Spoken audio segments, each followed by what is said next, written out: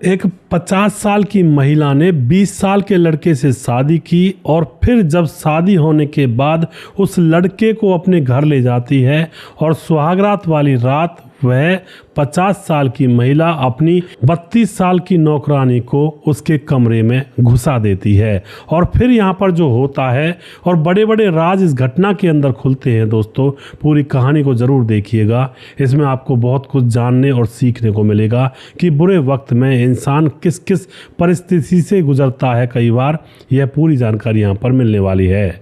नमस्कार, मैं हूँ सुदेश कुमार और जीतू सुदेश चैनल में आपका स्वागत है। दोस्तों, यह घटना पश्चिम बंगाल के एक गांव के अंदर होती है और एक शहर उस गांव से 5 किलोमीटर दूर होता है।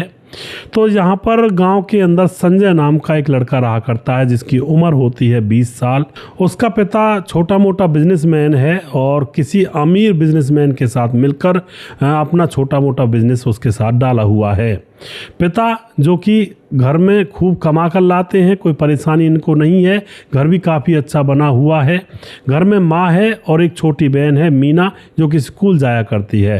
लेकिन दोस्तों, जब वक्त का पहिया उल्टा घूमता है तो सारी चीज़ें गलत होने लगती हैं और ऐसा ही यहाँ पर संजय के परिवार के साथ अब होने लगता है, क्योंकि जो उसके पिता थे 1 साल पहले उनकी अकस्मात मौत हो जाती है दिल का दौरा पड़ने की वजह से, और जो उनकी माँ होती है वह लाइलाज बीमारी से ग्रस्त हो जाती है और जिसमें बहुत सारा पैसा लग रहा था। इधर जो छोटी बहन थी मीना, वह अभी स्कूल जाया करती थी और जो संजय था वह भी कॉलेज जाया करता था। लेकिन अब घर की परिस्थिति पिता के मरने के बाद बहुत ही ज़्यादा दयनीय हो चुकी थी, क्योंकि कुछ पैसा पिता ने जो घर में रखा था वो पैसा अब धीरे धीरे ख़त्म होने लगा था और परिवार की हालत बहुत ज़्यादा ख़राब होने लगी थी।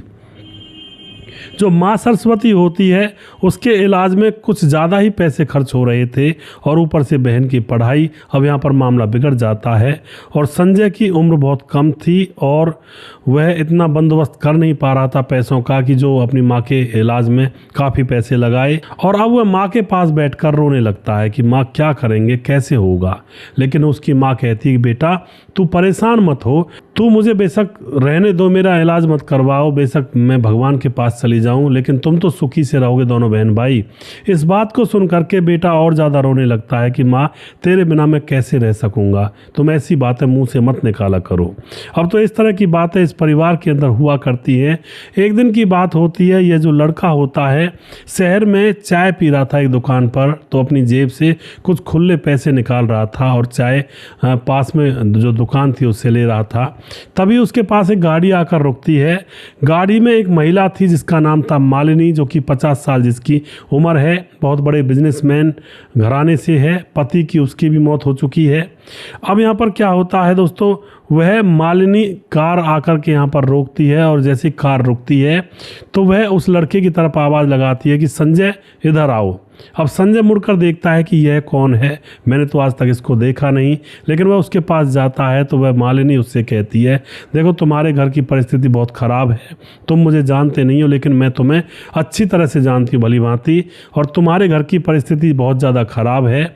और ऐसा करो, तुम मेरे साथ शादी कर लो और ये शादी हमारे और तुम्हारे बीच में होगी और तुम्हारे मम्मी का इलाज मैं करवा दूंगी और तुम्हारी बहन की पढ़ाई का जिम्मा मैं अपने ऊपर उठाऊंगी।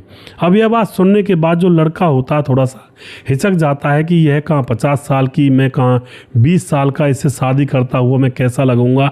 वह सोच में पड़ जाता है। लेकिन इतने में ही उसको अपनी माँ की दयनीय दशा की याद आ जाती है। ऊपर से बहन की शादी भी होनी है, पहले पढ़ाई लिखाई कर रही है, ऊपर से उसका खुद का भी जीवन है और वो कैसे कर पाएगा ये सब। तो अब इन परिस्थितियों से हार करके वह महिला जब ज़्यादा दबाव डाल रही थी कि तुम मेरे साथ शादी कर लो और उसके बाद मैं तुम्हारी माँ और तुम्हारी बहन की जिम्मेवारी खुद अपने ऊपर ले लूँगी और तुम्हें चिंता करने की ज़रूरत नहीं होगी, तो लड़का अब उसकी हाँ में हाँ मिला देता है। और उसके बाद यहाँ पर दोस्तों इन दोनों की शादी होती है।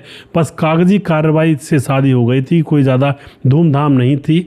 और कोर्ट में जब शादी होने के बाद यह वापस घर जाते हैं तो यह जो महिला होती है मालिनी, ये कह देती है कि अब तुम मेरे साथ ही रहोगे, मेरे घर पर ही रहोगे और अब चिंता करना बिल्कुल छोड़ दो। तो उसके बाद ये संजय उसके साथ उसकी हवेली में जाने लगता है। बहुत बड़ी कोठीनुमा हवेली थी, नौकर चाकर वहाँ पर थे और सभी नौकर चाकरों को जब ये संजय देखता है तो सभी एकदम बिल्कुल शांत और बिल्कुल सीध में खड़े हुए थे। संजय समझ जाता है कि यह महिला बहुत ज़्यादा अमीर है, पैसे वाली है। और उसके बाद वह दोनों घर के अंदर प्रवेश कर जाते हैं और जो महिला होती है मालिनी, वह अपने काम धंधे में लग जाती है। अब होती है शाम को। अब जैसी शाम होती है दोस्तों, ये जो मालिनी थी बहुत बड़ी बिजनेसमैन थी और बहुत बड़ा इसका घर था। अब शादी इसने लड़के से कर ली थी, वो भी 20 साल का लड़का है। और अब जैसे शाम होती है, सुहागरात का समय होता है, तो जो ये लड़का था इसको कमरे में लिटा दिया जाता है। वह कमरा फूलों से सजा हुआ था और फिर उसके कमरे में एक कपड़ों में सजी धजी दुल्हन के टाइप में बनकर के एक औरत उसके पास आती है। और जैसे उसके पास आती है तो वहाँ पर वो सुहागरात का सीन बनता है, तो वो अपने कपड़े उतारती है। लड़का देखता है कि यह तो वो महिला नहीं है जिससे मैंने शादी की थी। अब उसके बाद वह जो महिला होती है उसको अपनी बाहों में समेट लेती है और यहाँ पर संजय भी फिर आप देखता है ना ताव देखता है, वह भी अब उस रात में गमगीन हो जाता है और दोनों रात भर उस कमरे के अंदर संबंध बनाते हैं। सुबह होती है तो संजय बाहर निकलता है। बाहर निकलते ही जो खाने की टेबल होती है वहाँ पर मालिनी बैठी हुई थी जिसके साथ शादी हुई थी, तो वहाँ पर वह जा कर के बैठ जाता है। अब जैसे ही वह टेबल पर बैठ जाता है तो अब वह एकदम से पूछने लगता है कि आप रात क्यों नहीं आई थी कमरे के अंदर, और वो कौन थी वो लड़की जो दूसरी आई थी। अब तो जो मालिनी होती थोड़ा मुस्कुराती है। इतने में ही वही लड़की वहां पर उनके लिए खाना परोस रही थी, जो लड़की इस संजय के कमरे में रात भर गुजार कर आई थी। अब तो मालिनी उस लड़की की तरफ देखती है, मुस्कुरा जाती है, और वो जो 32 साल की महिला होती है वह भी मालिनी की तरफ देखकर मुस्कुरा जाती है। संजय को बड़ा बुरा लग रहा था, पूछना चाहता था बार बार कि यह क्या मामला है। तो अब जब संजय दोबारा पूछता है मालिनी से कि ये मामला क्या है, ये कौन थी जो मेरे पास आई थी, तो मालिनी कहती है कि देखो ये हमारी नौकरानी है, उम्र 32 साल हो चुकी है और इसकी शादी को तकरीबन 6-7 साल गुजर चुके हैं और इसको भी बच्चे नहीं हुए हैं। और मैंने इससे वादा किया था कि मैं जब शादी करूंगी तो मैं अपने पति के साथ तुम्हें छोड़ दूंगी और उससे तुम्हें बच्चे हो जाएंगे। अब तो यह बात सुनते ही संजय बिल्कुल चक्कर में पड़ जाता है कि मामला क्या है, यहाँ तो कुछ समझ में आ ही नहीं रहा। अब वह जो नौकरानी थी वह भी मुस्कुरा कर वहाँ से खाना रख कर चली जाती है। और उसके बाद संजय सोचता है कि चलो मेरी माँ की और मेरी बहन की सेवा तो हो ही रही है, छोड़ो जो भी कुछ हुआ। और उसके बाद इसी तरह से 1 रात 2 रात 3 रातें गुजरती चली जाती हैं और तकरीबन 2 से 3 महीने हो जाते हैं। 2 से 3 महीने होने के बाद अब वह जो नौकरानी होती है वह गर्भवती हो जाती है। तो इनके घर में खुशियों का माहौल आ जाता है। नौकरानी उस मालकिन के बार बार पाँव छूती है, क्योंकि नौकरानी से मालकिन ने वादा किया था कि मैं किसी को नहीं बताऊंगी कि तुम्हारे पेट में बच्चा किसका है, और फिर तुम गर्भवती हो जाओगी, माँ बनने का तुम्हें सौभाग्य प्राप्त हो गया है। और उसके बाद दोस्तों यहाँ पर जो नौकरानी वो तो गर्भवती हो जाती है। अब 2-3 महीने गुजर चुके थे। संजय बड़ा परेशान हैरान, और वह अपनी माँ और अपनी बहन के बारे में जानना चाहता है, लेकिन वह देखता है कि उसकी माँ और बहन की इस मालिनी नाम की औरत ने ज़्यादा कोई मदद की नहीं है। और अब तो यह मालिनी उससे दूर दूर सी नफरत सी करने लगी थी। अब संजय समझ जाता है कि मामला कुछ और है। एक कमरा था वहाँ पर जिसका ताला लगा रहा करता था हमेशा। एक दिन ऐसा होता है शाम के समय उस कमरे का ताला खुला हुआ था और घर में कोई था नहीं। मालिनी भी काम से कहीं बाहर गई हुई थी गाड़ी लेकर के। तो वह जो संजय होता है उस कमरे के अंदर घुस जाता है और वहाँ जाकर देखता है एक बक्सा और एक तिजोरी रखी हुई है, चाबी भी उनमें ही लगी हुई थी। तो वह उसको खोल कर देखता है तो बहुत सारे पैसे गहने जेवरात थे, लेकिन वहाँ पर बक्से में एक पत्र भी लिखा हुआ था और उस पत्र से अटैच इस संजय के पिता का फोटो था और उसमें कुछ लिखा हुआ था। वह जो पत्र था वह था इस मालिनी के पति के द्वारा लिखा हुआ, जो कि अब दुनिया में नहीं है। उसने लिखा था संजय के पिता के नाम वह पत्र, और कहा था कि तुमने मेरे साथ सही नहीं किया, मुझे बिजनेस में धोखा दिया और मुझे लाखों करोड़ों का नुकसान हो जाएगा तुम्हारी एक छोटे से लालच की वजह से। और इस तरह से वह कहता है कि अब मेरी जो मौत है उसके जिम्मेवार तुम हो। तो इसलिए यहाँ पर दोस्तों संजय के पिता उसकी मृत्यु का कारण बना था। उस पत्र में कुछ ऐसा लिख रहा था। अब तो उस पत्र को पढ़ने के बाद संजय की बात समझ में आने लगती है। अब क्योंकि समझ में इसलिए आने लगती है कि रोज़ रोज़ यहाँ पर जो मालिनी थी वह संजय से दस्तखत करवाया करती थी इंग्लिश के डॉक्यूमेंट्स पर, और संजय उनको पढ़ नहीं पाता था। अब इसके बारे में भी वह सोचने लगता है कि ये रोज़ हर चौथे दिन, 5वें दिन, 10वें दिन किसी दस्तावेज पर दस्तखत करवाती है। अब तो संजय बेकाबू हो जाता है और जैसे मालकिन वहाँ पर जो मालिनी होती है वह आती है, उससे अब पूछने लगता है कि तुमने मुझे धोखा दिया है, मामला कुछ ना कुछ और है, और ये मेरे पिताजी के नाम लेटर लिखा हुआ है, तुम्हारे इसमें रखा है, ये क्या है।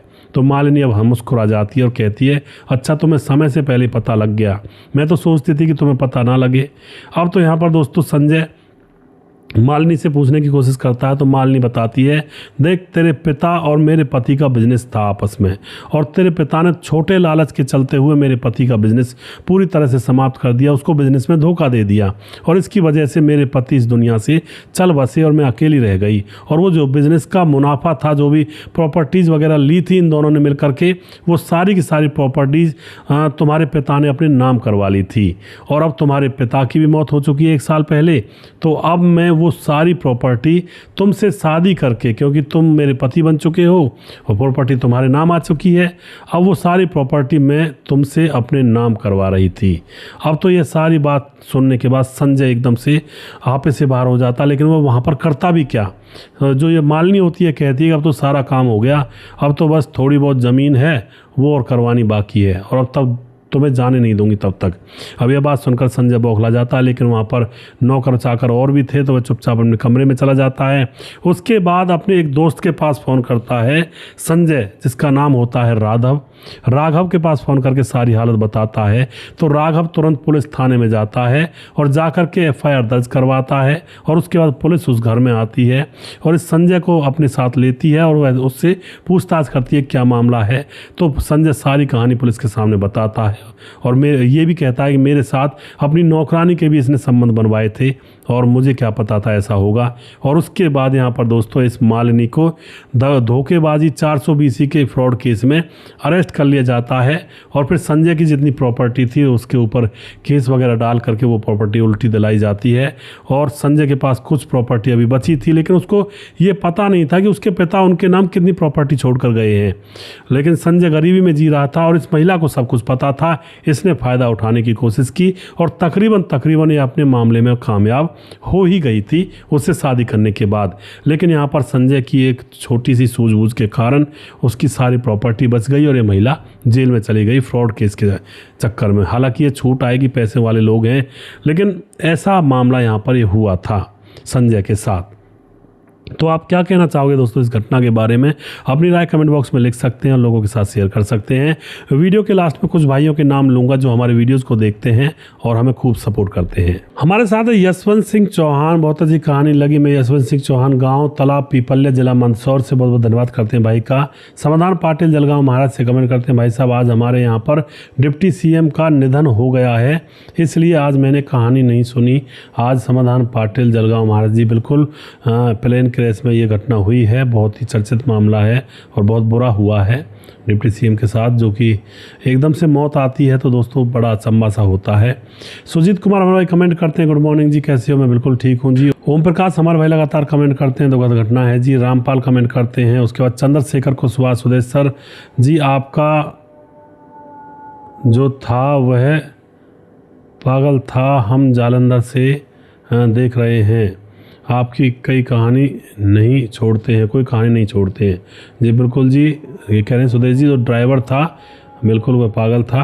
राजेंद्र धीरू कमेंट करते हैं, गुरु जी राम राम। मुकेश कुमार UP 83 से। उसके बाद दीपांशी गिरी कमेंट करती हैं, राम राम जी। और उसके बाद मोहन सिंह कमेंट करते हैं, भाई ने गलत किया। और हृदय राम भारती कमेंट करते हैं, सुमेर S राधे राधे जी। प्रवीण बघेल से पुरी से।